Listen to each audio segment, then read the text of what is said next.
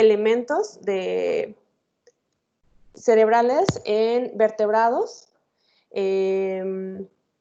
Esta red es una red de avance en la que estímulos, en la que se pueden simular estímulos exteroceptivos que vamos a llamar X, contexto y una señal A.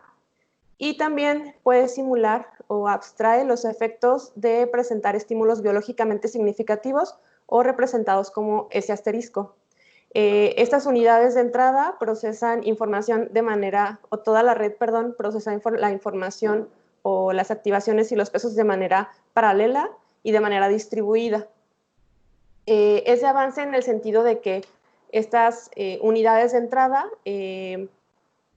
afectan a las siguientes capas, que en este caso las de medio son las capas sensorial y motora.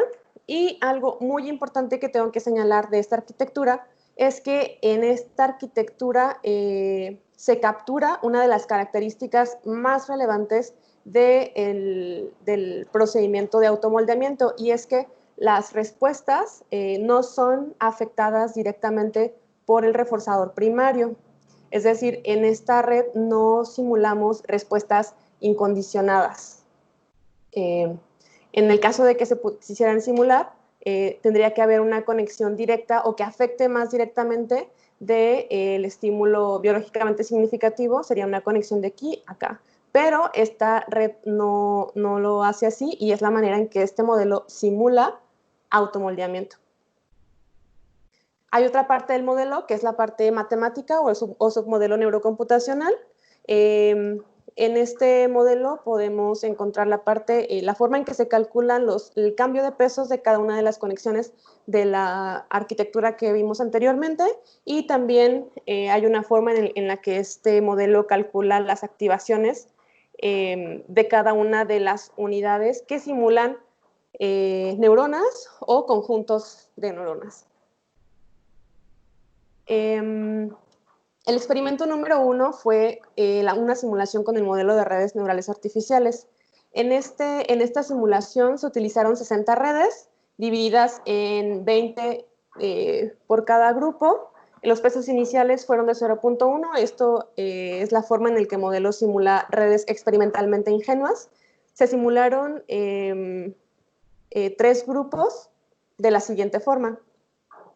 En la primera fase de adquisición se entrenaron a las redes a responder a una señal X por 150 ensayos, que es el número que ustedes pueden ver entre los paréntesis, es el número de ensayos bajo los cuales se entrenaron a las redes. Un ensayo de esta fase de adquisición podría ser como se muestra en el siguiente diagrama. En un ensayo de esta fase, la unidad X, que simula la señal objetivo, fue activada máximamente con nivel de 1 durante 4 momentos temporales. El contexto estuvo activado con un nivel de 0.7 durante 4 momentos temporales. En esta fase, la señal A estuvo inactiva, dado que no se reforzó acá, y el estímulo biológicamente significativo fue activado máximamente solo al final de este ensayo. Se graficaron las activaciones y los pesos del momento temporal 4 o inmediatamente antes de que ocurriera el reforzador primario. En la fase número 2, estas redes se dividieron en 3 grupos. Un grupo que vamos a llamar de reforzamiento de señal alternativa, otro grupo explícitamente desapareado y un grupo control en simple extinción. Un ensayo de esta fase en el grupo de reforzamiento de señal alternativa ocurrió de la siguiente forma.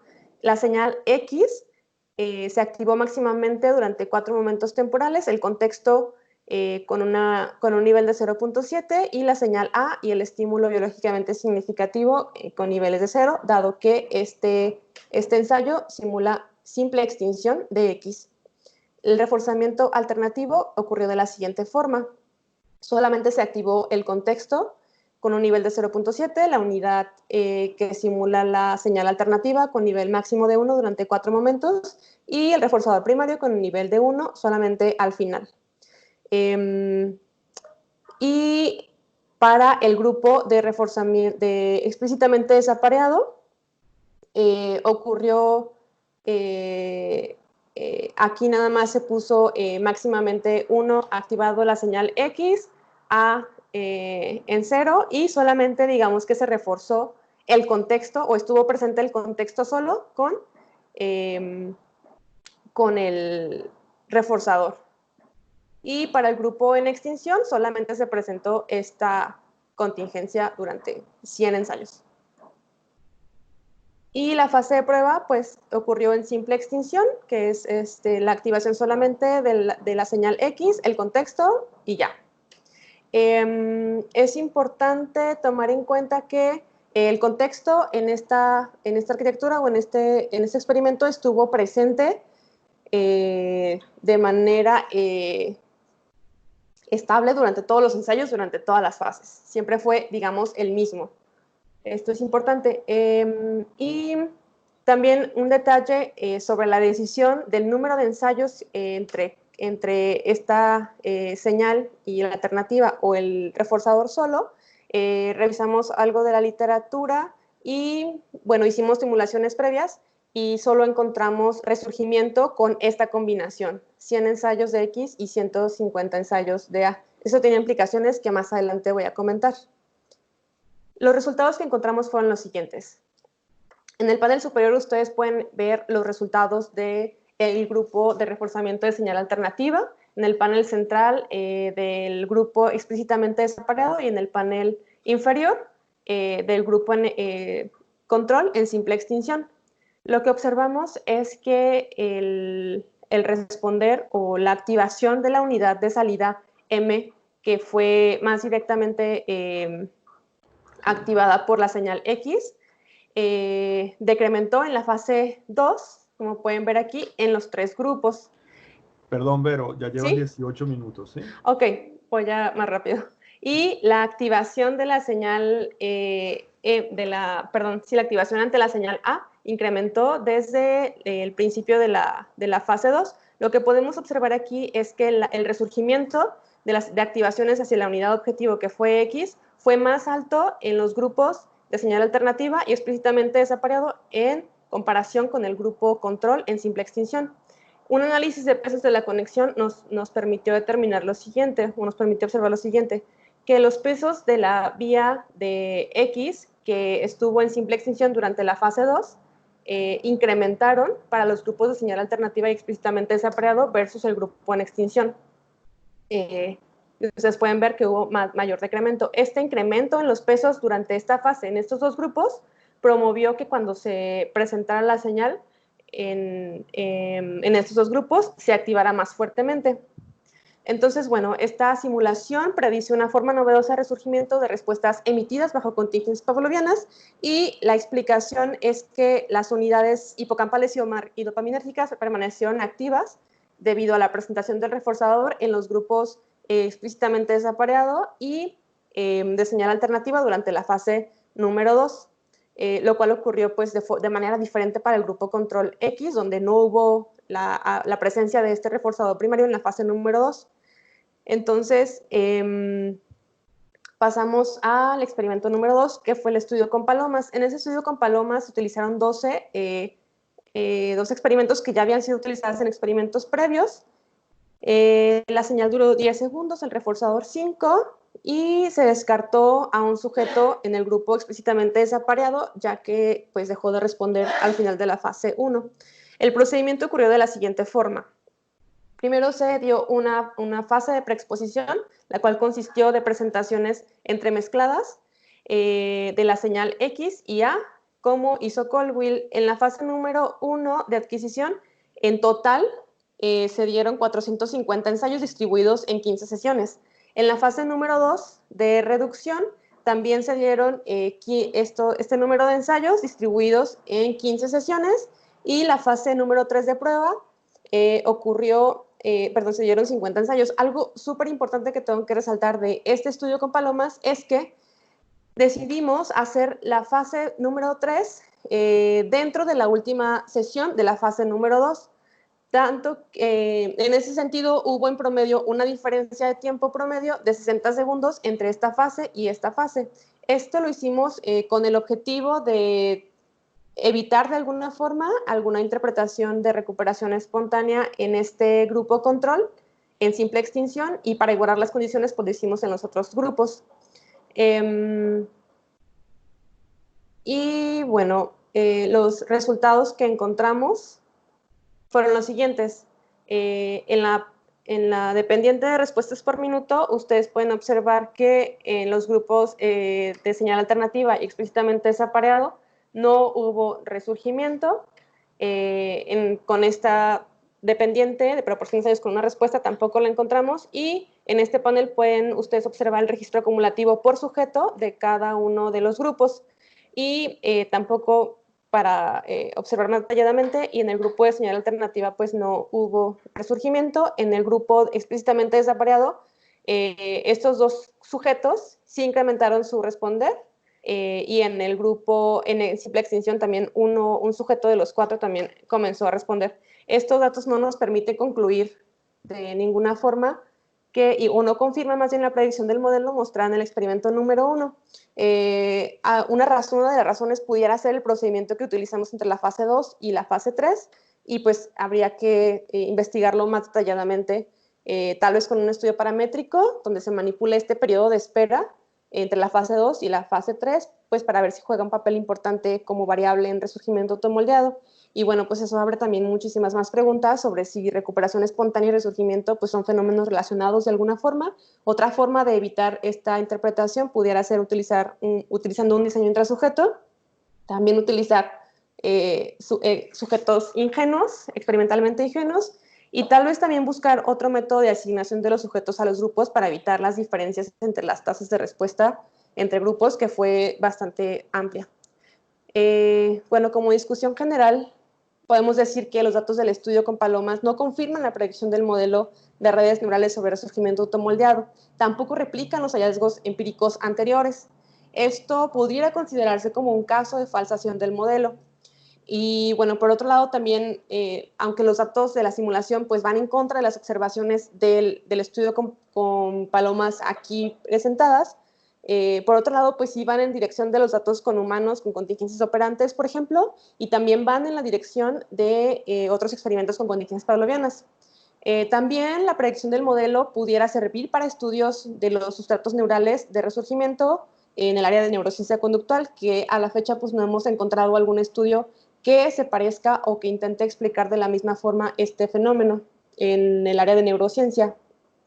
Algunas limitaciones de la simulación es que en este modelo pues, no se simulan respuestas propiamente, sino precursores motores de respuesta. Se tendría que hacer un análisis utilizando un criterio de respuesta, el cual implica que todas las activaciones arriba de cierto nivel, como por ejemplo podría ser 0.5, pudieran tener mayor probabilidad de traducirse en una respuesta dirigida hacia un operando. Otra limitación es que si se igualaran la cantidad de ensayos durante la fase 2 en el grupo explícitamente desapareado de señal alternativa, posiblemente no observaríamos el efecto. Algunos estudios futuros también que sería interesante hacer sería simular y evaluar si la explicación de este modelo también pudiera extenderse a contingencias operantes, y también evaluar si esta explicación también pudiera extenderse a otros tipos de procedimientos como contingencia cero, y también sería interesante simular y evaluar paramétricamente este periodo de espera que con la simulación, a diferencia del experimento con palomas, pues en la simulación no se realizó. Y eso será todo por mi parte. Muchas gracias a todos. Bien, muchas gracias, Vero. Entonces vamos a proceder si quieres deja tu presentación por si acaso tenemos dudas, preguntas sobre láminas particulares, ¿no? Entonces vamos a proceder a la parte de las preguntas y comentarios en el siguiente orden, si mal no recuerdo. Primero Corina, después Alejandro, después Jonathan, después Oscar y de último yo. Eso es correcto, ¿verdad? ¿Recordé correctamente? Va primero, José, va primero Oscar y al final voy yo. Ok. Bueno, con esa modificación. Bien, entonces, adelante, Corina. Pero gracias por esa presentación, estuvo muy buena. Explicaste un proyecto complicado de manera sucinta, clara, excelente. Y mientras explicabas, ibas respondiendo preguntas que surgieron cuando yo estaba leyendo tu documento. Entonces ahora me dejas en la situación en la que surgen nuevas preguntas. Una de ellas es que tú mencionaste en tu introducción los modelos cuantitativos de momento conductual de resurgimiento como elección, que son como formas de pensar en el fenómeno de resurgimiento. Y me gustaría ver si podías hablar un poco de cómo el vínculo entre esa perspectiva del fenómeno de resurgimiento, esos modelos, y el modelo de redes neurales, y si hay el vínculo entre ellos. Ok, bueno, sí hay un posible vínculo. Los modelos que han intentado explicar de manera muy, muy interesante, resurgimiento, justo es lo que han hecho, han intentado explicar evidencia que ya existe en la literatura, evidencia empírica que ya existe, que ya está ahí, pues. Y, y este modelo intenta sí explicar por una parte, pero también intenta predecir, es decir, anticiparse a una forma particular de resurgimiento que pudiera ser novedosa. Y en ese sentido, pudiera ser también alguna diferencia, ya que en los modelos que mencioné, yo no leí en alguna parte, a lo mejor tal vez se me pasó, pero estos modelos no leí que intentaran predecir algo novedoso o algo que no existe o algo que no ha sido observado en la literatura. Sí. Sí, o sea, de cierta forma como que los modelos cuantitativos intentan capturar, como tú dices, lo que existe. Entonces, como que tomando la data existente, tratar de modelar los fenómenos conductuales. Y yo, según mi entendimiento, luego de que tú tienes mucha data, eso te permite a largo plazo construir modelos que pueden predecir lo que va a ocurrir. Por ejemplo, en la ley de igualación, ¿no? O sea, si yo tengo 2 veces más eh, comida en el lado izquierdo que en el lado derecho, mi conducta debería seguir eso, ¿no? Ese tipo de predicción como muy, muy vaga. Y creo que el modelo de redes neurales es como un poco más específico en cuanto a la predicción de la conducta. Pero eso me trae como a otra pregunta que es eh, la discordancia entre lo que ocurrió en el experimento 1 y el experimento 2. Uh-huh. ¿No? Que en el modelo de redes neurales hay muchos parámetros que cuál de ellos es el responsable de esa diferencia. Entonces me gustaría saber tu opinión. ¿Qué crees tú que es el aspecto crítico que podría determinar esa diferencia? Ya, yo creo que el aspecto crítico, más que los parámetros libres de este modelo, que sin duda,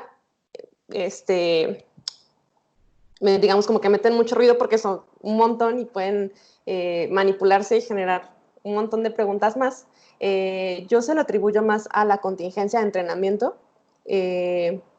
Pero por otro lado, pues también pudieran hacerse algunas manipulaciones, siempre de forma muy cuidadosa, sobre la relación también que existe en la literatura de la modulación de estos parámetros libres. Por ejemplo, no sé, se me ocurre como el del hipocampo, el relacionado al hipocampo, si modulamos alguno de los parámetros libres relacionados con esta área, pues también tendríamos que inferir que va a ocurrir algo en la conducta si modificamos algún parámetro. Pues yo se lo atribuyo más al entrenamiento que a los parámetros libres. Okay. Sí. Sí. Una pregunta más y ya. Ajá. Cuando mencionaste hipocampo, me recordé de un comentario que yo había escrito en tu documento y estoy tratando de encontrarlo, que era sobre la evidencia de los mecanismos neurológicos. Tú en una parte de tu documento dices, esta situación provocó un aumento sustancial en las señales de reforzamiento hipocampales y dopaminérgicas. y me preguntaba si existe evidencia empírica de esto, ¿no? De estos cambios a nivel neurológicos cuando ocurren estos fenómenos conductuales. Ya, pues yo no pude localizar ningún estudio que se le pareciera o que ofreciera una explicación similar bajo este entrenamiento. Yo no pude localizar. Okay. Sin embargo, yo creo que también por ahí ese pudiera ser otra oportunidad para que el modelo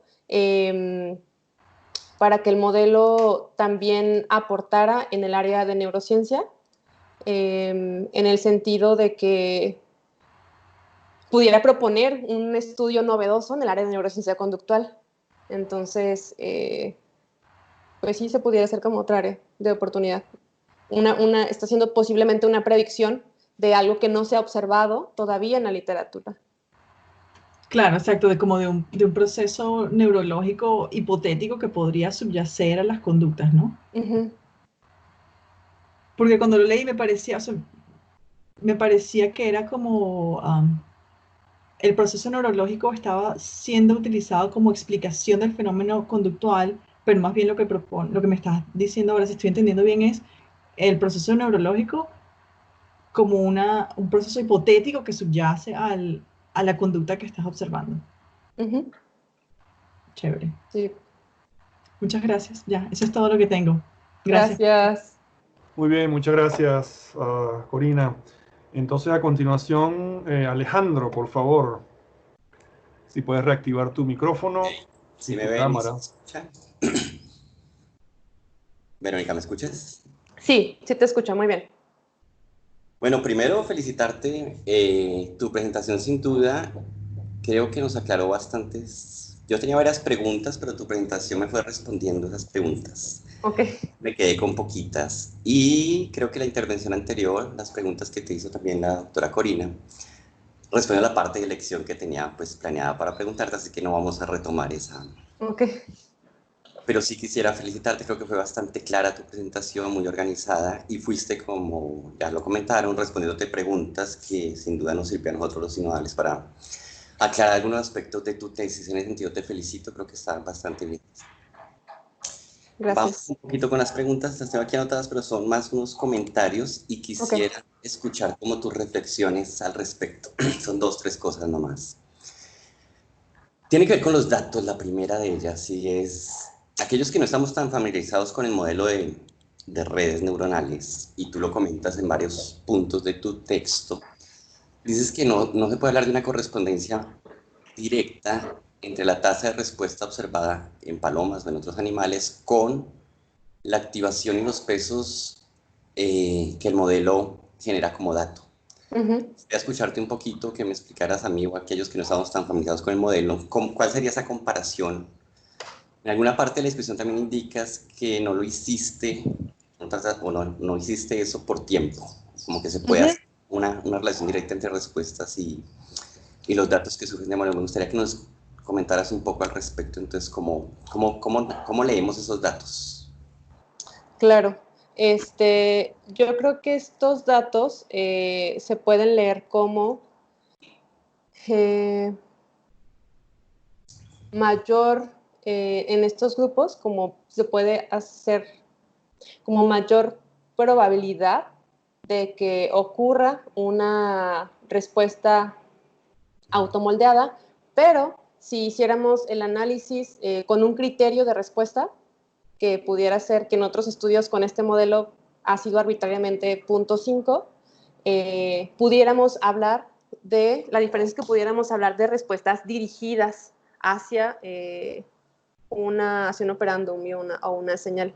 Entonces, la diferencia entre poner el criterio, que no lo utilizamos acá, el criterio de respuesta, sería que pudiéramos inferir que la respuesta motora esquelética tiene mayor probabilidad de dirigirse a esa señal u operando.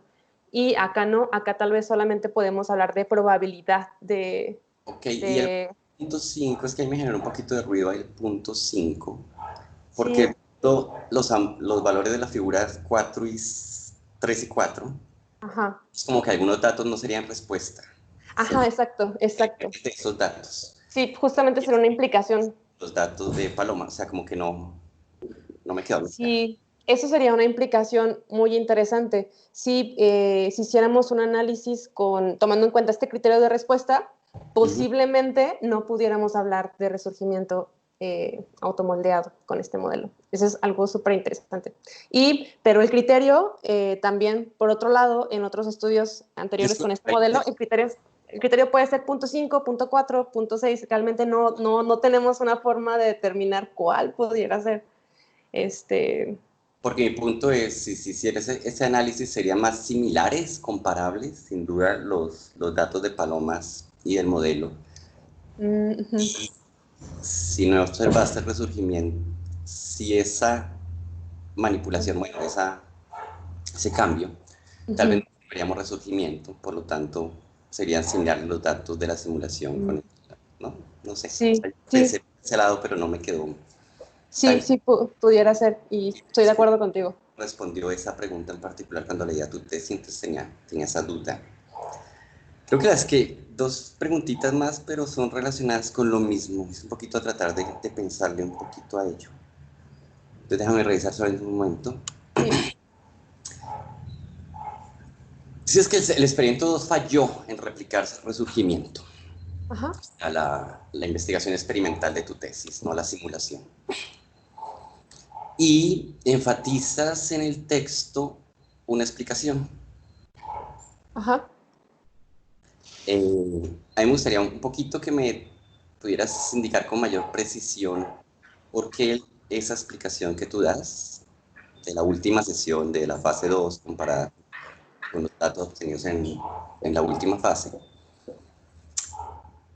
Bueno, a esa partecita. Ok. Pues principalmente esta explicación o esta razón por la cual no pudimos confirmar la predicción del modelo fue porque en el experimento o la simulación no hicimos explícitamente esta manipulación de tiempo entre la fase 2 y la fase 3. Eso fue como una diferencia importante que con la simulación no hicimos.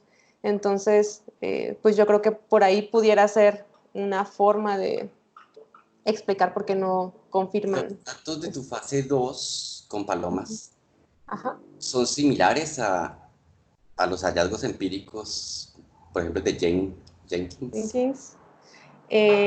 La fase 2, Ajá.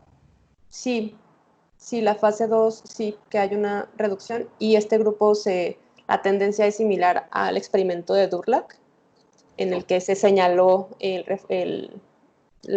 alimento explícitamente separado con la señal objetivo, y fue esto y esto de aquí. Sí. Ok. Eso mismo me llevó a revisar algunas de las referencias que tú citas, particularmente el artículo de Jenkins del 81. Y al respecto quisiera saber algo, y es, yo te lo pregunté, fue lo único que me quedó después de, creo que tomaste en cuenta los comentarios sobre el texto. Sin duda el último documento que me entregué es mucho mejor. No me quedó muy clara la asignación de los sujetos. O sea, ¿qué tiene que ver la tasa de respuesta? ¿Tú crees que los datos que obtuviste tienen o no tienen que ver con la asignación misma de los sujetos a los grupos, la forma que fueron asignados? Ajá. Y si eso ya lo tocaste en la presentación, sin embargo, creo que tienes mucho más detalles sobre eso en la presentación que en el documento de tesis como tal. Entonces, ¿qué le has pensado al respecto o no? Pues solo he pensado que asignar de una forma más específica y no tan vaga como yo lo hice, pudiera ayudar a... Pero estamos bien, tú asignaste los de mayor tasa en un grupo, los de una tasa intermedia en otro grupo y una tasa muy baja en un tercer grupo. Ajá. Eso no necesariamente fue lo que hizo Jenkins. A mí no me quedó claro. Yo creo que hace que el experimento no era así, pero yo lo leí y fui específicamente al punto. Y en los experimentos subsiguientes, según lo que uno puede entender que escribe Jenkins, fue justamente que trató de igualar los grupos. Y tú lo que hiciste fue diferenciar los grupos por tasa de respuesta. A mí no me quedó claro por qué ese procedimiento. ¿Por qué lo hacen? Ok. Si hay diferencias entre los sujetos, la tasa de respuesta es a la medida sustancial en esta área. Ujú. Ya asignar Sí. los grupos con una tasa, con una diferencia de tasas bastante altas, que de hecho me generan dudas al respecto. O sea, hay una diferencia de 13-1 Ujú. entre el menor y el mayor grupo, si hacemos Sí, respuestas por segundo minuto. Entonces ahí me quedó sí. un ruido ese tipo de... Sí, me parece que Jenkins hace la asignación de los grupos con referencia en la semejanza, en la tasa de respuesta de cada uno de los sujetos en cada grupo. Y yo intenté hacer lo mismo, es decir, los sujetos que tuvieran la tasa de respuesta más parecida, más semejante, los asigné en cada uno de los grupos. Eso me dio como resultado, pues, esta diferencia, cosa que en Jenkins no ocurre, no tienen una diferencia tan eh, marcada como la que yo obtuve. No sé si también eso se pueda deber a la cantidad de sujetos. Me parece que ellos utilizaron muchos más sujetos por cada grupo. No sé. ¿Mande? 4 por grupo. 4 por grupo. Sí. Entonces, no sé. Es lo único que he pensado. Sí. Ok. Y ya para terminar, es una pregunta relacionada con modelos y datos. Okay. Entonces, como lo dices en tu presentación, los modelos nos permiten predecir, hacer cierto tipo de... Es como orientar el trabajo empírico. Si uno se para dentro de un modelo que me da algún tipo de coherencia teórica hacia dónde apuntar mi investigación, creo que es un poco lo que hacen justo en el laboratorio de José. Es justo lo que tú hiciste. Pero me quedé con ganas de leer en la discusión una relación un poco más explícita entre modelos y tus datos. Ok. En particular, bueno, de ambos datos, tanto de la comparación entre simulación y datos empíricos propiamente dichos y viceversa. En ese sentido, de lo que obtuviste con Palomas, ¿qué le aporta al modelo? O sea, los modelos se refinan, se reajustan en función de los datos empíricos que vas obteniendo, y las preguntas que te vas haciendo a nivel empírico surgen en alguna medida de esa visión de un modelo como forma general de comprender un fenómeno. Me gustaría que nos hablaras un poquito de eso, ya que en la discusión creo que nos quedó No. faltando. O sea, yo me quedé Sí. esperando la discusión general justo Uh-huh. eso. Entonces, ¿hay algún cambio para el modelo? ¿Se propone algún tipo de variación en el modelo, dado los datos de Palomas, o realmente los datos de Palomas es mejor replicar otro experimento porque los datos tal vez no son tan concluyentes? No sé qué has pensado al respecto. Pues he pensado las dos cosas. Uno, de intentar replicar de nuevo este estudio, pero modulando este periodo de reposo, de espera, no sé cómo llamarlo, entre estas dos fases. Y también he pensado, como le decía a la doctora Corina, también correr a lo mejor un experimento donde se module esto, pero una simulación, perdón, donde se module esto, porque explícitamente no se hizo aquí, a diferencia del experimento con palomas, la simulación no modulamos, pues sí, no simulamos este procedimiento explícitamente. Entonces, por un lado, sería interesante retar al modelo a ver si haciendo esta modulación, pues se encuentra lo mismo que se encontró con palomas, que es no resurgimiento. Y también, por otro lado, otra forma que, en otro sentido en el que pudiera cambiar el modelo es que pues es falso respecto de este fenómeno, o que el modelo pues simplemente no puede simular este fenómeno. Bajo esta arquitectura, con estos parámetros, el modelo no lo puede hacer. Sí, creo que eso pudiera aportar o implicar para el modelo. Ok. Ya por último, eso es solo curiosidad y ahí termino. Tú colocaste, digamos, una paloma en una caja y esa misma paloma miraste la tasa de respuesta y esa la colocaste en otra caja solamente para probar si los instrumentos miden de manera similar. Todas las cajas medían de manera similar la tasa de respuesta, ¿no? Es que las diferencias en tasas de respuesta están grandotas. Sí. O sea, llegas a 1300 en el acumulado, ¿no? En una que es un dato más o menos cercano, pero hay una demasiado bajita. O sea, Uh-huh. demasiado bajita. Entonces, no sé, a mí me generó Sí. No hiciste simplemente colocar la misma paloma en diferentes cajas y uno mira si el instrumento mide como está midiendo. No. Eso es una No, sugerencia. sí, pero sí, estaría bien hacerlo. De que todas las Y, cajas están midiendo como es. ujú. No sé si también otro asunto es que estas palomas pues ya habían pasado por un montón de procedimientos bajo ambas contingencias, operantes y pavlovianas, todas. Y yo intenté de alguna manera controlarlo con esta fase de preexposición, como se hizo en otro experimento como Colville, y las diferencias pues fueron entre esta fase y esta, pues fueron bastantes, lo que me hizo pensar de alguna forma, pues que el efecto de la experiencia previa, experimental, pues no era tan marcada, ¿no? Porque sí, aquí no, sí fue diferente de 29 a 94 promedio por todos los sujetos, ¿no? Por los dos. Pero, no sé, tal vez tendría que pensar también en alguna otra forma estadística de determinar, pues, el peso de toda esta experiencia experimental pasada de los sujetos.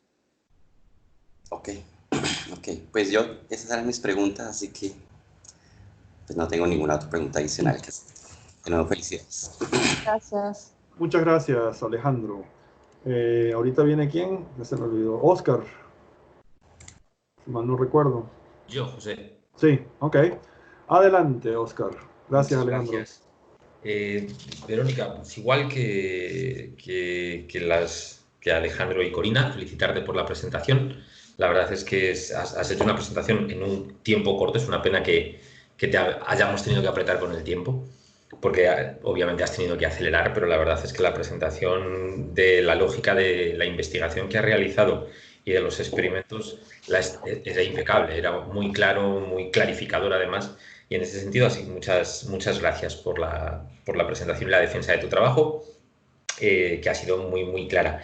La verdad es que a partir de las preguntas que te hacían, quiero ahondar un poquito más en algunos de los aspectos que me generan algunas mínimas dudas, aunque realmente son más que dudas, son comentarios que te hago y que tú me das tu opinión, ¿vale? Pero una de las cosas que me llama la atención de tu trabajo cuando hayas sido asesor es que pareciera que es algo además recurrente en muchos trabajos de investigación. Es que pareciera que el problema es que las palomas no hacen lo que el modelo dice que tienen que hacer. De hecho, la primera pregunta que yo te haría es, yo hubiera esperado que tu experimento 2 fuera el 1 y el 1 fuera el 2. De tal modo que dices, bueno, planteo a partir de la revisión de la literatura un diseño experimental particular, ¿de acuerdo? Que captura pues algunas de las evidencias que la literatura ha mostrado, lo desarrollo con palomas y a partir de ahí, en contingencias pavlovianas, en una preparación de automoldeamiento en palomas, a partir de ahí tomo un modelo particular, en este caso el modelo de BP, y hago las variaciones paramétricas correspondientes, defino la arquitectura, etcétera, y veo si el modelo simula o no lo que las palomas realizan. Pero, sin embargo, sí que a partir de ahí me surge una primera pregunta para mí, derivada de manera natural de tu segundo experimento, no del primero, que sería, y te la has respondido antes, lo que pasa es que tu respuesta de antes, quiero ir un poquito más allá para que me trates de dar tu opinión acerca de las implicaciones, ¿vale? En concreto, te comento, tú dices, las palomas no observo resurgimiento, que está reportado en la literatura bajo contingencias instrumentales.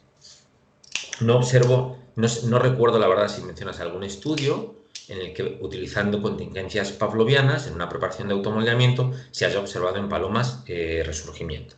Pero bueno, tú no lo observas en tu preparación experimental. Y tu respuesta es, yo no lo observo porque como vinculé de manera inmediata la fase 3 con la fase 2 y fueron una continuación, no, y lo hice además porque quería bloquear el efecto de la recuperación espontánea sobre el posible resurgimiento, pues esa es la razón de que no haya resurgimiento. Va, a partir de ahí, ¿qué papel juega entonces la recuperación espontánea en el resurgimiento de respuestas? ¿Qué te permiten tus datos concluir, en tu opinión, acerca del papel que tiene la recuperación espontánea en el fenómeno de resurgimiento?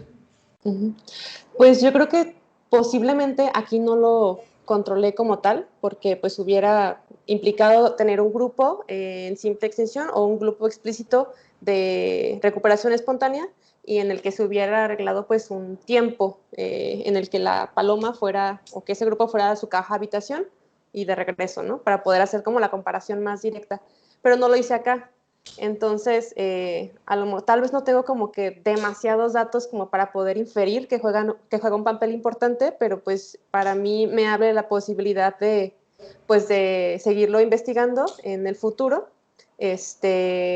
También otra razón que me hizo pensar y discutir también ahí en mi trabajo que la recuperación espontánea juega un papel es que en los estudios que yo revisé de resurgimiento con contingencias pavlovianas en la preparación de automoldeamiento, es que en todos estos estudios, la fase 3 se corre en una sesión posterior. Entonces, cosa que aquí no hago y que fue pues diferente el resultado. Por eso yo creo que, pues sí, posiblemente sí juega un papel importante la recuperación espontánea. ¿Qué tanto o cuál sería la diferencia? No sé. No, No sé. obviamente no espero que me digas. Pero sí, por lo menos, creo que a partir de los datos que tú tienes, tendríamos que concluir que en principio, si todo lo demás funcionó como uno esperaría que funcionara, sí, pues en principio el hecho de que tú no observes resurgimiento en tus palomas, pues es debido a que no hubo posibilidad de recuperación espontánea de la respuesta. Y por tanto, la recuperación espontánea pareciera ser el elemento subyacente determinante de que pueda existir resurgimiento de respuestas. Y en ese sentido, bueno, no sé si, o estos datos, el modelo es verdad, el modelo de BP, trasladándolo ahora, supongo que lo que haces es, como normalmente en las simulaciones, paras los parámetros, bloqueas los pesos, ¿no? Y entonces lo que haces es realmente simular un tiempo indefinido, porque no estás simulando recuperación espontánea de la respuesta. Luego, en ese sentido, creo, si no lo entiendo mal, creo que, bueno, efectivamente tu experimento 2 o tu simulación implica o simula una situación experimental en la cual no hay recuperación espontánea de la respuesta, porque no hay una variación en los pesos como resultado de la ausencia de estimulación, ¿de acuerdo? Del no entrenamiento, del no ejecución. Pero en ese sentido, yo diría, bueno, son dos preparaciones comparables. Dos preparaciones con las enormes distancias que puede haber, ¿no? Yo creo que una de las derivaciones de esta investigación es qué papel juega la recuperación espontánea en el resurgimiento.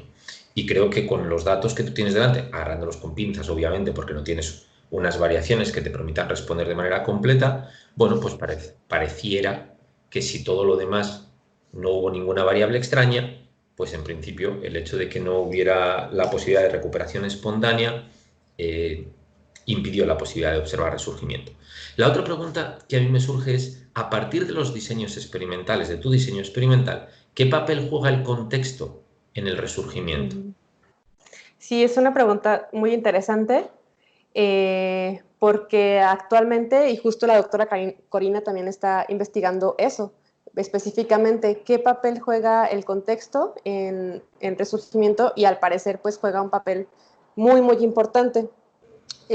Justo esa fue una de las razones por la que en esta red colocamos una unidad contextual para que pudiera, digamos, como sentar las bases para que en el futuro pudiéramos hacer una variación contextual en un procedimiento de resurgimiento automoldeado. Y bueno, yo hice algunas variaciones ahí nada más jugando con las simulaciones, y sí pude observar que modulando el contexto a través de estas tres fases, el resurgimiento es mayor en unos casos y menor en otros casos. ¿En cuál es mayor? Cuando utilizas señal alternativa, cuando utilizas procedimiento explícitamente desapareado o extinción. ¿Hay variaciones, hay efectos diferentes del contexto? Sí, sobre todo cuando se hace una manipulación ABA, que en la literatura de resurgimiento y de renovación contextual instrumental se ha encontrado, la tendencia con el modelo es muy, muy similar. En diseño ABA hay muchísimo mayor resurgimiento que en un diseño donde no hay modulación, como fue el mío o fue que el contexto se mantuvo estable durante todas las fases. la tendencia del modelo sí es a ir en la dirección de los datos de resurgimiento y renovación instrumental o operante. Vale, pues yo entiendo que con tu diseño experimental no puedes decir mucho acerca del contexto, porque realmente tu No, contexto es una constante. sí, es una constante. Con lo cual ahí la verdad es que creo que, bueno, pues tu diseño, el diseño que te has utilizado no te permite decir mucho sobre el No, efecto del contexto. Tampoco lo buscabas.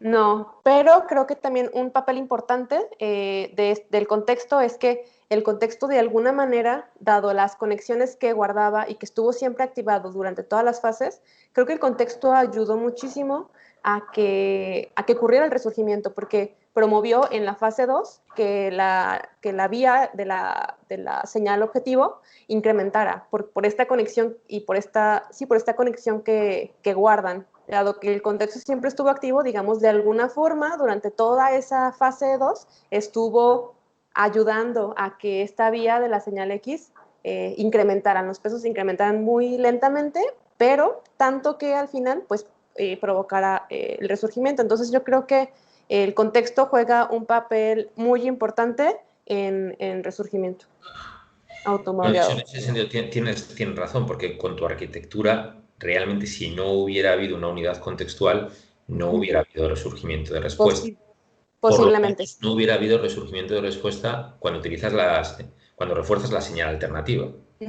Sí, y también en el procedimiento explícitamente desapareado, porque recordemos que en el procedimiento explícitamente desapareado se presenta el reforzador con el contexto pareado en este procedimiento, en esta fase, pues. Entonces, digamos, como que se Ya, estuvo pero no estoy seguro. reforzando el contexto solo Ya. en el explícitamente desapareado. Entonces, Sí, eso es también posible que contribuyó. también en el explícitamente desapareado se hubiera caído la probabilidad de respuesta a cero, como durante la fase, y no hubiera no hubiera habido recuperación en la fase 3. Exacto. Sí, tienes razón. Vale, eso es lo que te dice el modelo. Va, y entonces ahora ya me voy a lo que sería el primer experimento de tu documento, que yo lo vería más lógico que fuera el segundo experimento. Okay. Vale, aunque entiendo, de hecho, entiendo que sea el primero cuando lo que tú dices es, bueno, el modelo me permite realizar una predicción novedosa. Va, aclárame cuál es esa predicción novedosa. Porque me estás diciendo, el modelo, digo, creo que a Corina le has comentado un poquito en qué dirección va esa predicción novedosa, pero me gustaría que lo recuperáramos ahora porque todavía no me queda claro. ¿A qué te refieres cuando dices el modelo que simula, dices tú ahí, los datos reportados en la literatura, por lo menos bajo contingencias operantes, ¿vale? ¿Cuál es la predicción, la forma novedosa de resurgimiento que está proponiendo el modelo? Ya.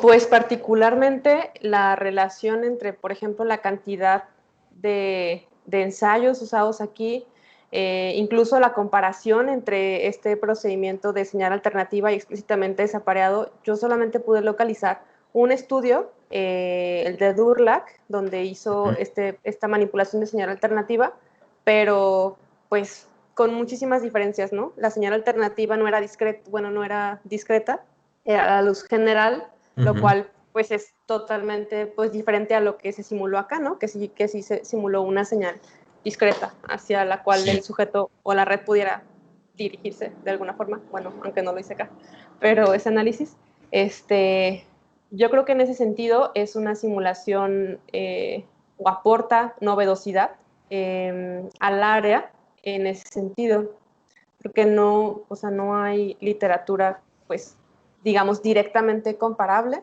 si acaso un estudio nada más, en ese sentido. Y por otro lado, también, como le comentaba la doctora Corina, otra forma u otro aspecto en el que pudiera ser novedoso es que esta predicción pudiera servir para otras áreas como neurociencia conductual, y también en ese sentido es novedoso porque tal vez, no estoy segura, yo no encontré ningún estudio, pero en neurociencia conductual no se ha estudiado este fenómeno y tampoco, pues es una observación que no se ha hecho en la realidad. Entonces, en ese sentido también aporta predicción para otras áreas.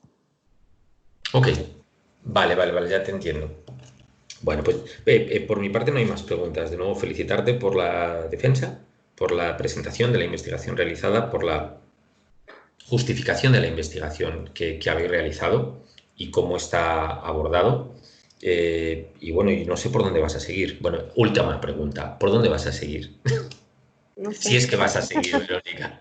Sí, sí voy a seguir, y lo próximo que me gustaría estudiar es justamente lo que mencionabas del papel del contexto,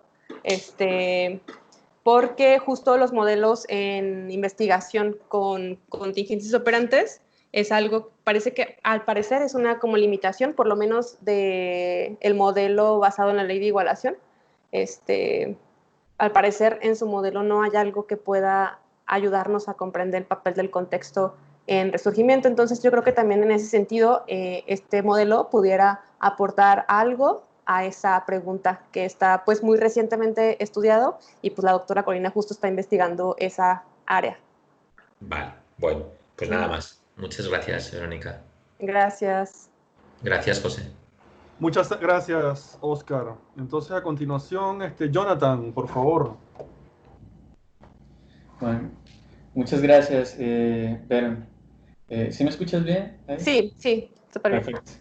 Primero que todo, pues quería agradecerte como por tu invitación a asesorar tu trabajo hace tanto tiempo. Tu presentación estuvo bastante bien, tu documento también, desde los primeros borradores. Y quería agradecerte la invitación porque para mí fue un placer ayudarles con este proyecto. Tú a veces creo que hemos conversado algunas veces sobre el proyecto, y en muchas de esas ocasiones tú has traído cuestionamientos que yo digo, bueno, la verdad no sé, y que me han forzado como a trabajar más, y creo que eso es algo bueno, es una característica muy importante de un buen investigador, como siempre estar haciendo preguntas, siempre estar haciendo cuestionamientos, y que tú me los compartas y que me digas, bueno, a lo mejor tú puedes ayudarme con esto, y que luego yo diga, bueno, no sé, no lo había pensado, y también me obliga a ser mejor investigador y a pensar mejor algunas cosas. Entonces yo creo que eso es muy importante en un estudiante, como lograr llegar a ese punto en el que se empieza a hacer buenas preguntas, y yo creo que es algo que agradezco bastante porque he logrado a partir de trabajar con ustedes mejorar un poco en algunas de estas cosas. Y bueno, mi intervención va a ir un poco en la dirección de qué es lo que vas a hacer en el futuro, y también algunas de estas como cosas que hemos conversado acerca de cuáles son como eh, algunos problemas que hemos encontrado como con la preparación con palomas, en automoldeamiento, etcétera. Y como pues me gustaría saber como tú qué has pensado. Creo que algunas de esas cosas ya las hemos conversado, otras no recuerdo si Sí. el contexto para hacer. Se trabó un poco. No sé si soy yo, perdón, se trabó un poco, no sé si soy yo o es Sí, a Jonathan. mí también se me trabó un poco. Entonces debe ser mi Jonathan, sí, debe ser un problema de conexión con el SEIC o del SEIC. Bueno, esperemos que no se trabe mucho más, pero si se traba... Sí, es siempre una pues, posibilidad, ¿no? Que en medio de una intervención perdamos la conexión, ¿ok? Estemos preparados para esa posibilidad. Ok, pues he pensado que hay algo en el laboratorio que debemos, y que debo también ponerme más atenta o más meticulosa en la preparación, porque al igual que otros compañeros, ha sido complicado replicar adquisición de automoldeamiento, de principio, ¿no? Ha sido complicado entre varios compañeros y yo. Mi principal, bueno, uno de mis problemas pues fue ¿no? La tasa de respuesta fue muy, muy diferente entre todos los sujetos. Y no sé si no sé si sea un problema de los sujetos que no eran experimentalmente ingenuos, o de los aparatos o de la preparación misma. No sé si la literatura en automoldeamiento nos esté dirigiendo mal, a lo mejor en los parámetros, a lo mejor la señal debe durar un poco más, no sé, no 10, a lo mejor más, no sé. O la entrega de comida, o incluso... o el tipo de comida, no sé si el tipo de grano también. También el problema que tuvo otro compañero, ¿no? Que el comedero no bajaba completamente y entonces la paloma tenía oportunidad de comer ahí entre los intervalos entre ensayos. Creo que hay algunas variables relacionadas directamente con el laboratorio en las que en el futuro pues tengo que ponerme más atenta y meticulosa. Pero bueno, con la experiencia de ese trabajo creo que también aprendí un montón a ser así más observadora, tal vez más analítica con todos los detalles que pudieran meter ruido a la experimentación. Y sobre el tema de resurgimiento también en el futuro, pues me gustaría trabajar o estudiar pues, el efecto del cambio de contexto y también me gustaría saber si realmente el papel de este periodo de, no sé cómo llamarlo, de espera o periodo de recuperación espontánea, pues juega un papel importante en resurgimiento, porque en la literatura de ambas áreas, pavlovianas, como dijiste, pavlovianas y operantes, la tendencia es hacer la fase en una sesión diferente.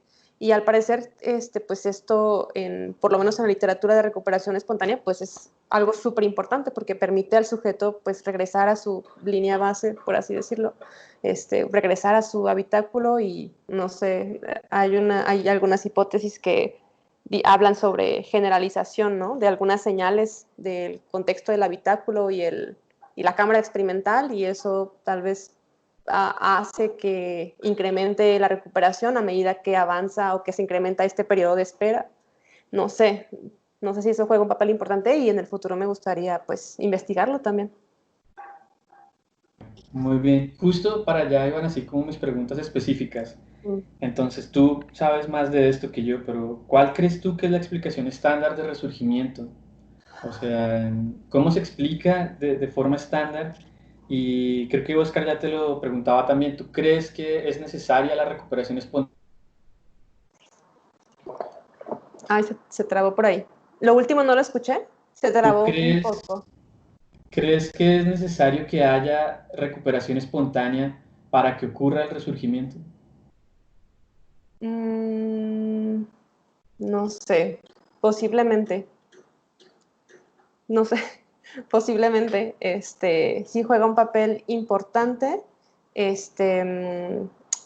y otra explicación que no menciono acá, pero tiene que ver con un modelo, el modelo de Boughton y colaboradores, en relación con el contexto. Ellos no tienen, digamos, un modelo matemático, el modelo es más descriptivo, pero ellos dan una explicación de resurgimiento en el sentido de que en la fase 2 hay un cambio de contexto, lo cual pudiera traducirse en que, por ejemplo, la manipulación que yo hice en esta fase 2 pudiera ser un contexto B, dado que se presentó alimento con una señal alternativa u otras conductas, etcétera, o solamente en presencia del contexto solo, y el regresar al contexto inicial o con señales parecidas al del contexto inicial o contexto A, eso promovió pues la recuperación. Ellos lo explican en ese sentido. Incluso me parece que mencionan que resurgimiento es una especie de renovación contextual. Y esa es una de las explicaciones. La otra pues está basada en la ley de igualación y en este modelo pesan el tiempo y la explicación es que los sujetos asignan valor a las opciones, al objetivo o a la alternativa y le asignan, y este valor es acumulado a través del tiempo. Sí, son algunas de las explicaciones, pero pues son varias, no hay una única y no estoy segura si también sea necesario que haya una sola explicación, no sé.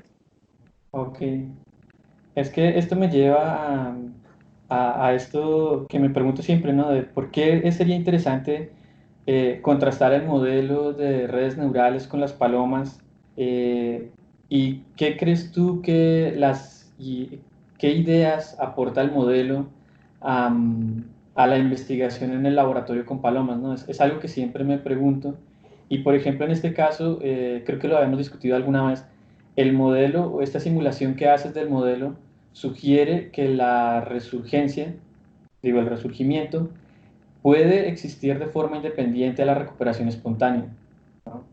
Y que es como esta activación a través del contexto, como mencionabas ahora, lo que hace que reaparezca de nuevo la activación en la última fase, ¿cierto?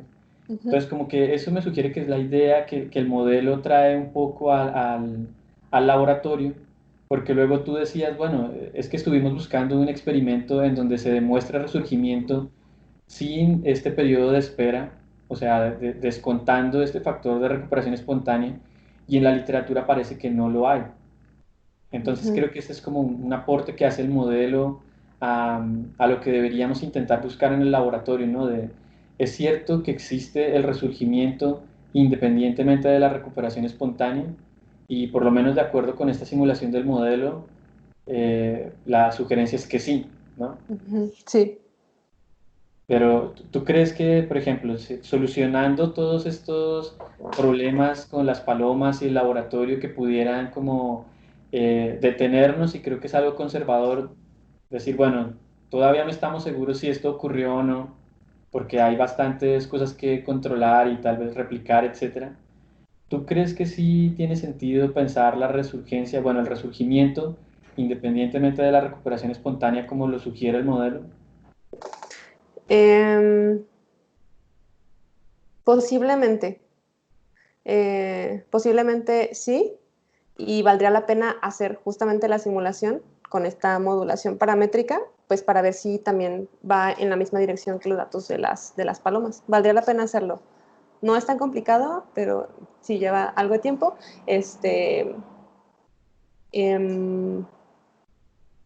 Sí, sí, creo que sí. Ok. Pues bueno, yo creo que esa es como una idea interesante. Parte de lo que te digo, se me hace interesante de acompañarles en el proyecto, es como ver esto, ¿no? Como, y creo que parte de tu trabajo es interesante y creo que es inspirador para otros estudiantes en el laboratorio, como usar de esta forma el modelo, como llevarlo al laboratorio y traerlo de regreso para reformularlo y para también, por ejemplo, eh, pensar si es posible demostrar el resurgimiento sin este periodo de recuperación espontánea o que pudiera generar recuperación espontánea. Creo que es algo que el modelo como que sugiere naturalmente, pero pues es como de, bueno, pues un día haces una cosa y al otro día cambias la condición, no es como así lo hacemos siempre. Y el modelo te plantea, bueno, pero ¿qué pasa si lo haces sin ese periodo, no? Entonces, bueno, creo que es una idea interesante que el modelo sugiere para el laboratorio. Ahora, mi última pregunta es una pregunta metodológica muy sencilla que me surgió ahorita justo viendo el modelo, digo, la tabla del diseño que la hemos visto muchas veces, pero no sé por qué hasta ahora se me ocurre esta pregunta. ¿Por qué solamente usar 50 ensayos al final cuando pruebas el resurgimiento y no usar más ensayos, ¿no? O sea, por ejemplo, porque ya no recuerdo cuántos eran en esta sesión que cambian, creo que son 250 al final o algo así. ¿Por qué no usar 125 y 125? No sé, o sea, ¿En no esta fase recuerdo. dices? ¿En la fase 2 o en la Ajá, fase...? entre las fases 2 y 3. Ok, la pregunta es ¿por qué utilicé 50 ensayos aquí y 450 aquí? Exacto, ¿O sí? sí. Ah, Es la ok. misma sesión, o sea, es una sesión de 500 ensayos, ¿no? Ah, no, ¿Por qué no aquí. dividirlo más? Sí, O estos sea, en la ensayos, última sesión. esta fase fue dividida en 15 sesiones, lo cual en cada sesión fueron, me parece que 20 ensayos de X, 30 aquí de X más y de A más, y solamente en la última sesión de esta fase se presentaron los 50 ensayos. Y la respuesta es, no sé, pues no, fue muy arbitrario. Igual aquí pudieron haber sido más de 50 ensayos, no sé, 100. Eh, Una de las razones de experimentos previos que hice con palomas al principio de la maestría, sí hice más ensayos aquí, pero me alargaban demasiado la sesión y pues por asuntos prácticos de laboratorio no podía alargarme más de 2 o 3 horas, porque pues hay más compañeros corriendo. Y al principio fue ese mi criterio para detenerme, ¿no? Es decir, no puedo hacer sesiones tan largas, de que lleven tanto tiempo. Pero creo que más bien fue al final arbitrario, pues, estos 50. Pero sí, sin duda pudiera hacer otra modificación futura, agregar, no sé, más ensayos, 100, 150, no sé. Sí, es que pensándolo ahora a lo mejor, pero bueno, en el experimento con palomas creo que hay bastantes cosas que afinar y a lo Sí. mejor este pudiera ser un factor como darle el espacio suficiente a que ocurra el resurgimiento, ¿no? Porque de acuerdo con el modelo parece que se necesitan una cantidad importante de ensayos tanto para adquisición como para luego mostrar los efectos de extinción y no sé si luego también para el resurgimiento, ¿no? Sí. Por eso es algo ahí que hay que pensar, que te digo, creo que lo hemos visto varias veces y hasta ahora, de hecho no recuerdo si alguna vez lo discutimos antes, hasta ahora me surge la pregunta. Entonces quería hacer el comentario para que luego no se me olvidara. Ok. Y pues bueno, como te digo, esas serían todas mis preguntas y pues muchísimas gracias por tu presentación, por todo el trabajo. Gracias, Sería John. todo. Muchas gracias, Jonathan, y muchas gracias al resto de los sinodales. Todas sus preguntas y comentarios son extremadamente importantes y muy, muy inspiradoras y muy heurísticas. Pero antes de mi intervención, quería de nuevo aunarme a las alabanzas por demás merecidas de los otros sinodales, que hiciste un trabajo excelente. Realmente tu motivación, tu disciplina y tu profesionalismo han sido ejemplares. Y para mí fue un verdadero honor y un verdadero placer trabajar contigo. Y estoy seguro de que lo seguiré haciendo en el doctorado. Entonces, bueno, de nuevo te agradezco todo el trabajo. Fue mucho, mucho trabajo. En realidad, pues solo los que estamos directamente involucrados y sobre todo tú, más que todos nosotros, tenemos una idea un poco más realista de todas las complicaciones, ¿no? que surgen aquí, ¿no? Y muchas de esas complicaciones surgen han surgido en los comentarios y en las preguntas, etcétera, ¿no?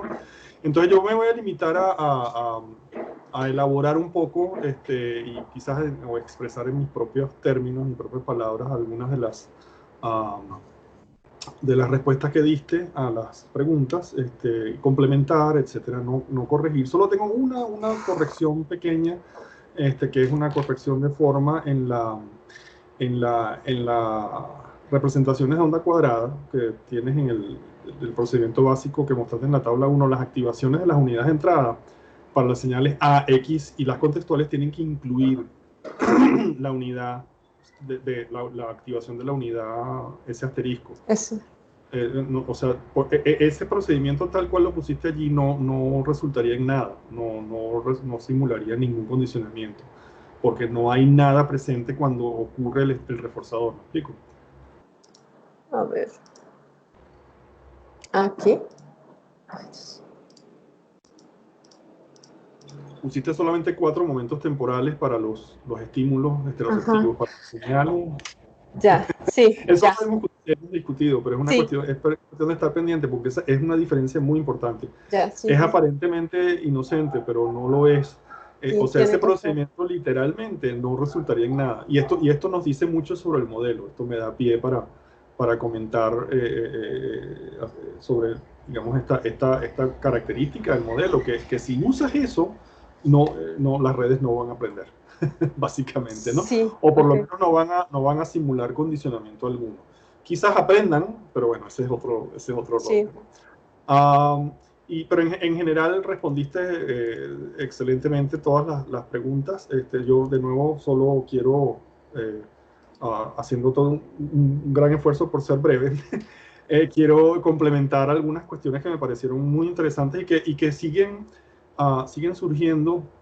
resurgiendo una y otra vez, ¿no? en defensas de tesis y en general la investigación con este modelo y con este tipo de modelos en particular, ¿no? Yo complementaría el comentario o la duda de Corina sobre las relaciones con modelos cuantitativos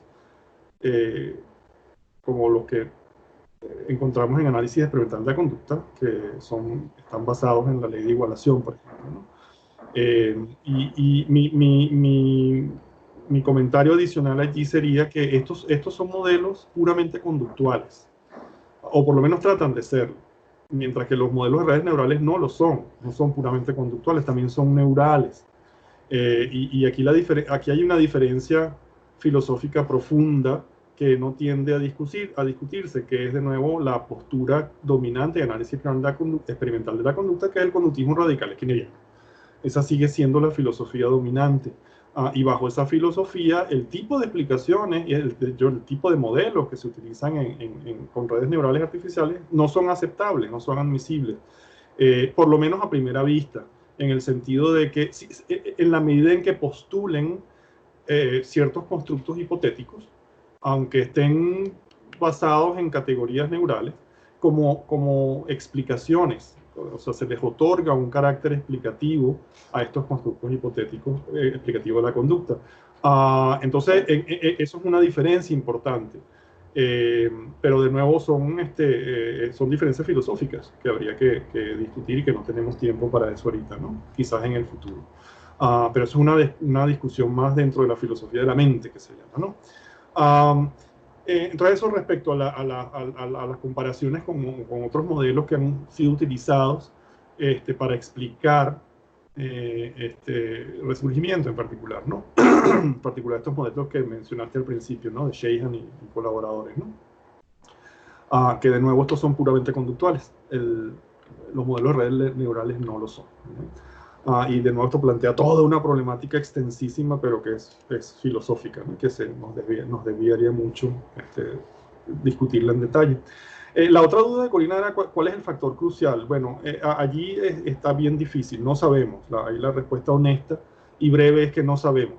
No sabemos porque no hemos hecho el tipo de simulaciones que se requerían para responder esa pregunta. En general ha habido muy poca manipulación paramétrica en investigación con este modelo. Y eso en parte es bueno porque la manipulación, tratar de simular fenómenos manipulando parámetros no es bien visto en modelamiento matemático en general, porque no tiene mucha gracia, porque los parámetros libres, como su nombre lo indica, son libres y pues no se sabe exactamente a qué se refiere y uno los puede manipular a su antojo. Para que los datos, las simulaciones se ajusten a los fenómenos, y eso no tiene mucha gracia, la verdad. Entonces, en un sentido es muy positivo que en este modelo se ha logrado simular un buen rango, digamos, respetable de fenómenos conductuales, sin necesidad de manipulación paramétrica. Ahora, aquí cuando hablo de manipulación paramétrica me refiero específicamente a manipulaciones de los parámetros libres del modelo, ¿okay? Pero de nuevo, para determinar si es una pregunta muy importante. El problema es que sería una simulación enorme, ¿okay? Aparte de muy aburrida, muy trabajosa y muy tediosa, ¿no? O sea, hay por lo menos, quizás haya más, pero hay por lo menos 5 parámetros libres en el modelo, ¿okay? Entonces habría que manipular primero cada uno individualmente, ¿okay? Después, manipularlos en pares. Ahí tenemos 10 simulaciones más. Vayan sumando, ¿no? Después en tríos, ¿eh? Ahí hay 10 más. Y después en cuartetos, ¿eh? Ahí hay 5 más, si estoy calculando bien las combinaciones, ¿no? Tomadas de 2 en 2, de 3 en 3, de 4 en 4. Entonces también estaríamos hablando de 30 condiciones distintas, ¿eh? En una simulación, por lo menos, quizás haya más. Entonces sería una simulación enorme, no se podría hacer en una sola simulación de manera realista, ¿no? Habría que dividirlo en varias, ¿no? Entonces, pero eso es lo que habría que hacer para saber realmente si hay algún parámetro que juega un papel más importante que otros y cuáles son. Pero aquí la cuestión es evaluar también no solo el papel individual de los parámetros, sino también las interacciones, las posibles interacciones entre los parámetros. Y eso complica enormemente la cuestión, ¿no? Y bueno, ya esto es un comentario que ha surgido varias veces y que también mencionó Vero como una posible continuación de simulaciones, es el papel del hipocampo en resurgimiento. no conocemos, hasta donde recuerdo, si mal no recuerdo, investigaciones en las que explícitamente se trate de determinar el papel del hipocampo en formas específicas particulares de resurgimiento. Creo que, Vero, me mencionaste un estudio ayer, pero no es directamente resurgimiento, ¿no? Es otra cosa. No. Uh-huh. Entonces, eso falta por hacer, eso es investigación que faltaría por hacer con animales en neurociencia conductual, que se sale de nuestras posibilidades infraestructurales en el CSIC. No tenemos un laboratorio de neurociencia conductual, por lo menos no aún. Creo que estamos como tratando de empezar algo, pero todavía está muy incipiente.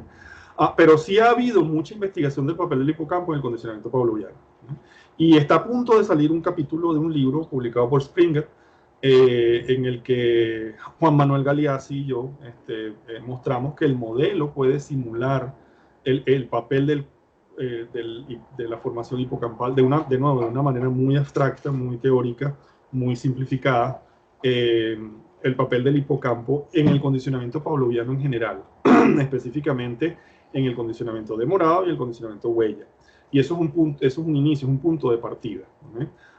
Y la relevancia aquí tiene que ver, por supuesto, con la suposición de que en la medida en que la forma de resurgimiento que estudiaste involucra contingencias, o viene definida, de hecho, por contingencias pavlovianas, la suposición allí es que, bueno, que hay procesos neurales pavlovianos que también deben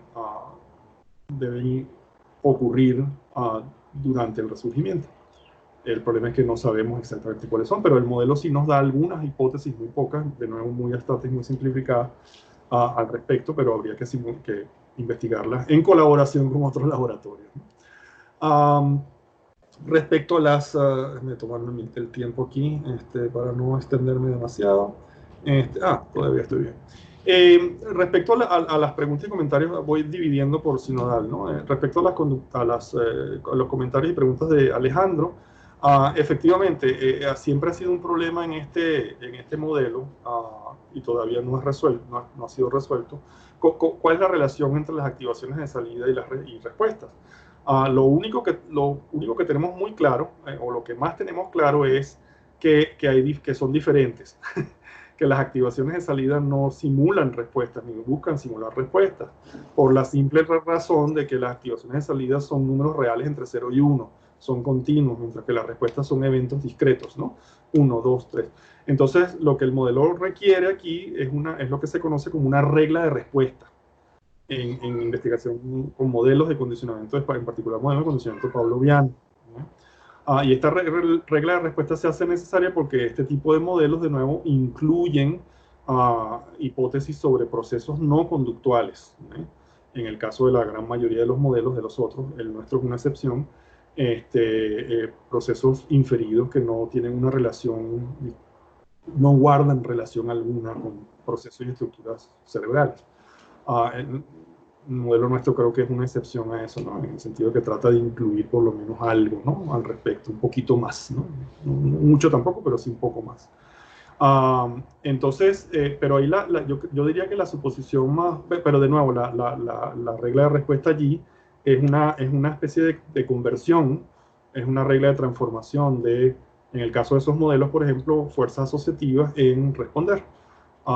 Y hay diferencias allí importantes, ¿no? En el caso de este modelo, la conversión sería entre activaciones de salida que simulan precursores motores primarios de respuesta. O sea, hasta ahí llega el modelo. Todo lo que ocurre después de eso, el modelo no lo incluye, porque sería demasiado, ¿no? Y ya el modelo es bien complicado ya como está, a pesar de la gran simplificación que involucra, ¿no? Entonces ahí ha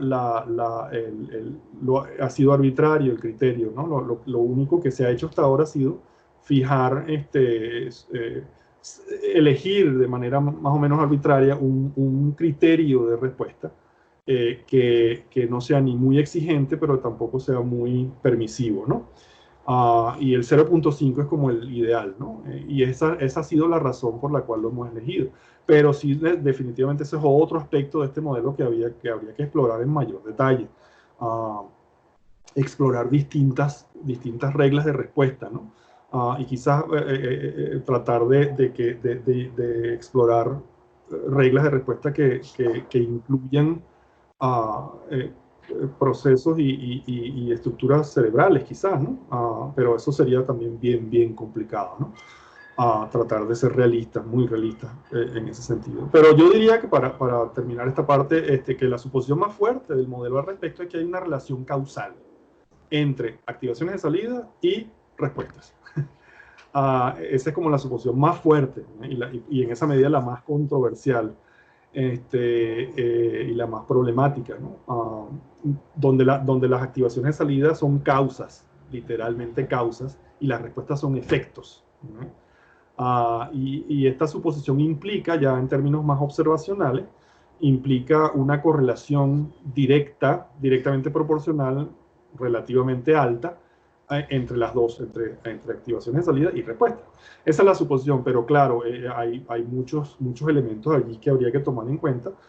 Es posible, y esto de nuevo sería interesante retomarlo en investigación en neurociencia conductual.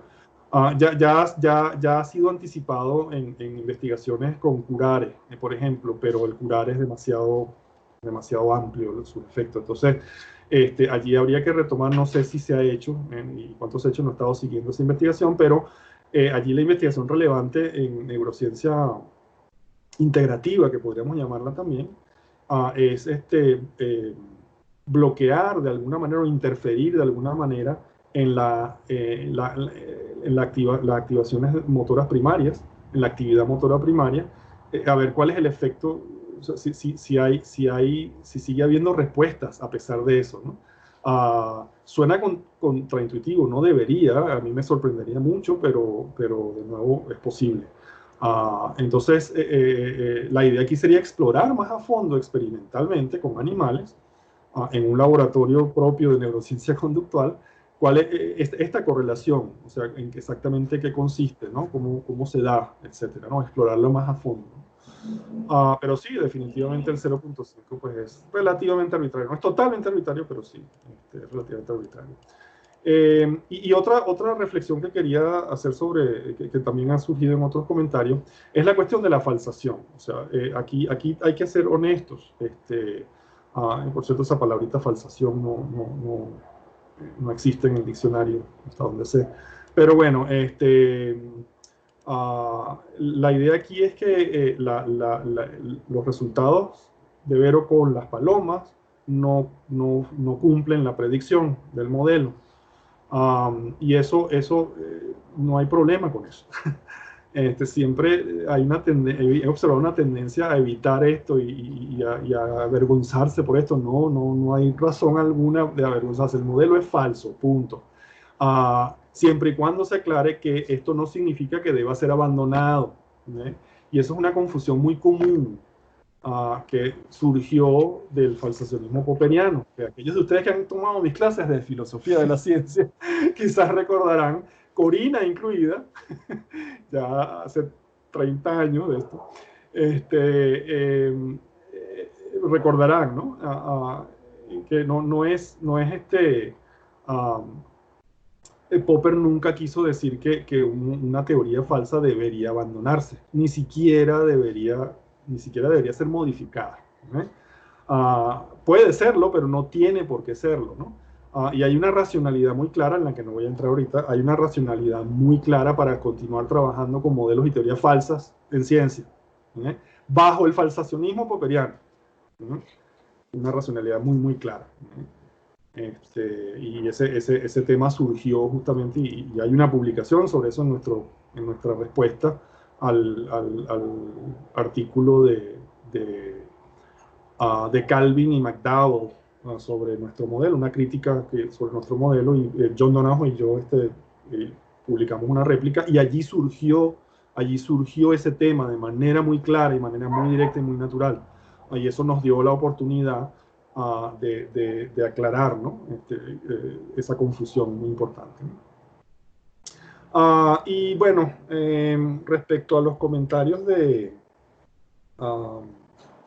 Oscar, ya estoy entendiendo un poco, pero ya con esto voy a ser más breve. Bueno, sí, los resultados, la cuestión de la consistencia, que también surgió en otros comentarios, la cuestión de la consistencia entre los resultados de la simulación y los resultados con las palomas. Es complicado, es más complicado de lo que parece, ¿no?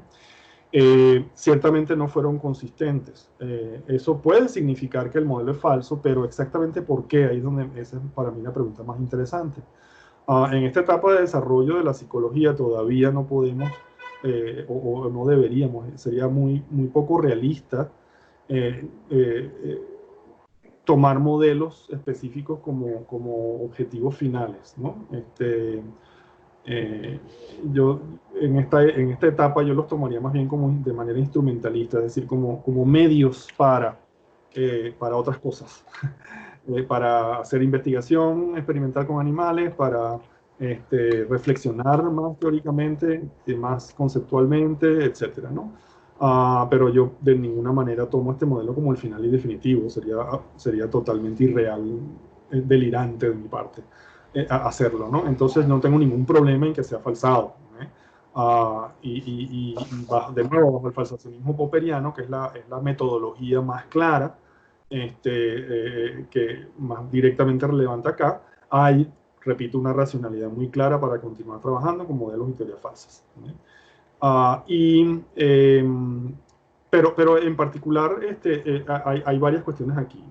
Los resultados de la simulación no fueron, o los resultados con las palomas de Vero, no fueron consistentes con los resultados de las simulaciones.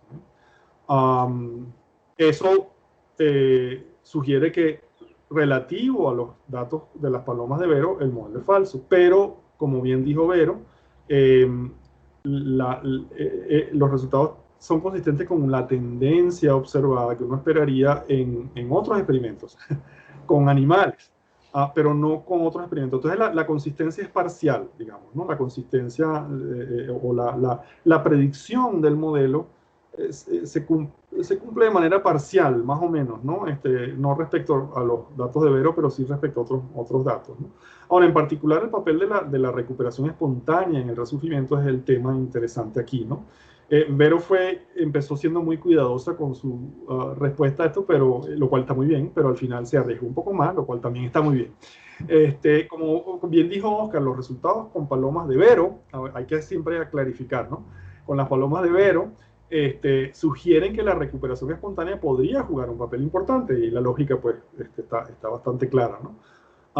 Pero los resultados de la simulación sugieren lo contrario, ¿eh? En la medida en que la simulación no incluyó algo que calificara conceptual o metodológicamente como recuperación espontánea entendida en su sentido tradicional. Entonces allí hay otra implicación interesante, ¿no? Pero fíjese que el hecho de que los resultados de las simulaciones sean consistentes con la tendencia observada en otros experimentos en los que sí se incluyó un periodo de recuperación fuera de la caja experimental, ¿eh?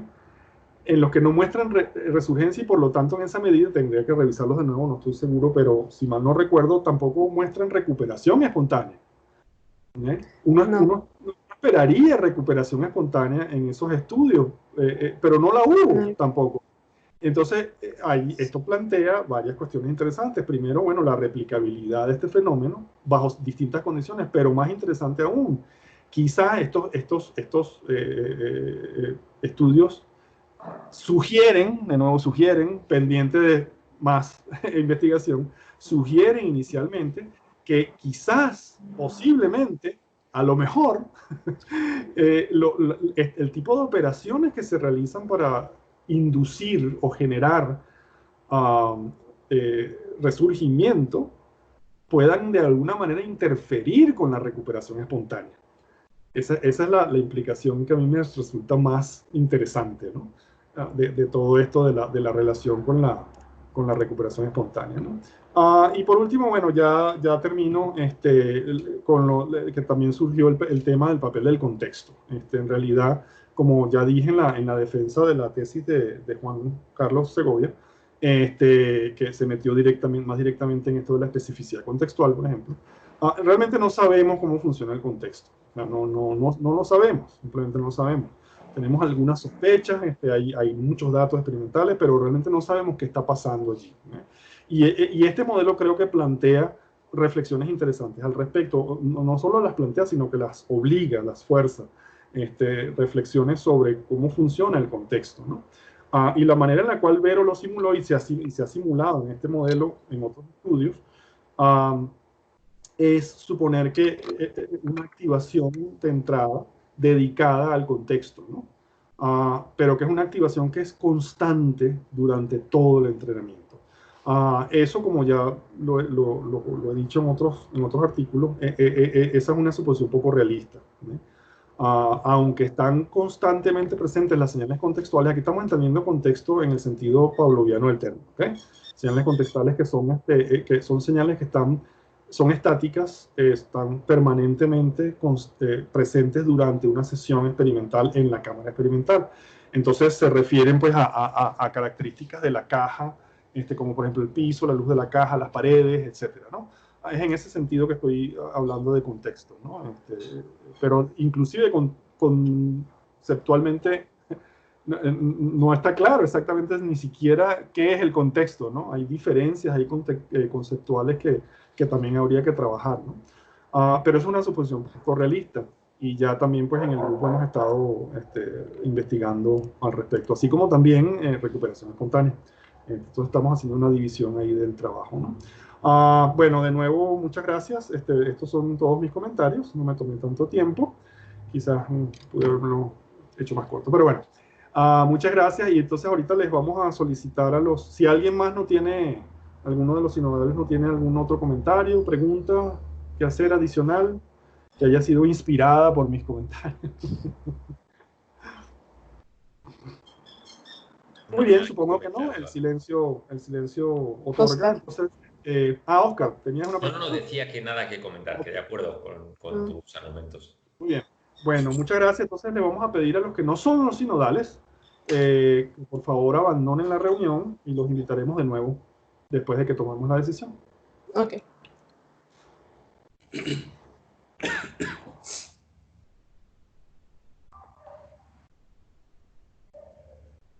Cuando dijiste 30 años me dio medio pánico. Han sido 30 años, ¿no? ¿Cómo que 30 años? ¿Tú cuántos años crees que tengo yo? No, bueno, no estaba especulando, no estaba sugiriendo hipótesis sobre tu edad. Estaba calculando hace cuánto tiempo estuve en la UCAB dando las clases de filosofía de la ciencia. Que ese fue el comienzo, ese fue el inicio de este curso de filosofía de la ciencia, ¿no? En la licenciatura de psicología de la UCAB. Pero eso fue que en los años, a mediados de los 90, 97, 96, no, finales, mediados de los 90, ¿no? Entonces hace ya como... No, tienes razón, pero estoy en shock. 20 años, ¿no? Quizá, bueno, me pasé un poquito, no importa. Para mí se siente mucho más. No, pero gracias por siempre enseñándome, me gustó. Ay, muchas gracias. Igualmente, ustedes siempre también aprendo mucho de todos, ¿no? Pero sí continúo con este rollo de la filosofía de la ciencia, siempre ampliado, modificado, corregido, etcétera, ¿no? Pero ahí continúo y continuaré hasta que me muera, pues, ¿no? Pero bueno, bueno, yo por mi parte rompo el hielo al respecto, bueno, apruebo entusiastamente la tesis, me parece un trabajo excelente, de los mejores que se ha generado, aunque muy incompleto, pero toda tesis lo es, o sea, inevitablemente, sobre todo por razones prácticas, ¿no? De disponibilidad de recursos, disponibilidad de tiempo. Hay un tiempo muy limitado, como ya hemos dicho en otras defensas, y como ya lo he dicho yo, hay un tiempo de 2 años apenas para terminar una tesis de maestría, ¿no? Oficialmente tiempo de 2 años con beca, ¿okay? Eso es muy poco. Para generar una tesis publicable es imposible. Imposible. Entonces, ese requisito, esa esperanza que tenemos de publicar tesis de maestría tal y como han sido realizadas es poco real, es poco realista, ¿no? Y eso hay que revisarlo muy bien a nivel de colegio académico, ¿no? Que no es realista esperar eso, ¿no? Entonces son siempre, inevitablemente, por esas razones, trabajos muy preliminares, muy incompletos, ¿no? que pues son, por supuesto, siempre susceptibles de ser criticados por eso, pero no rechazados ni mucho menos reprobados, ¿no? Entonces, bueno, esa es mi opinión. Les dejo la palabra a ustedes. Quisiera retomar lo último que estabas diciendo, José, pero ya también, como dices, para discutirlo tal vez en otro momento, pero se queda uno con ganas de haber visto como una secuencia de experimentos, pero el tiempo no lo permite. Entonces está pasando con las presentaciones, están pasando con las tesis. Sin duda no sé, uno inicialmente se imagina 2 o 3 experimentos derivados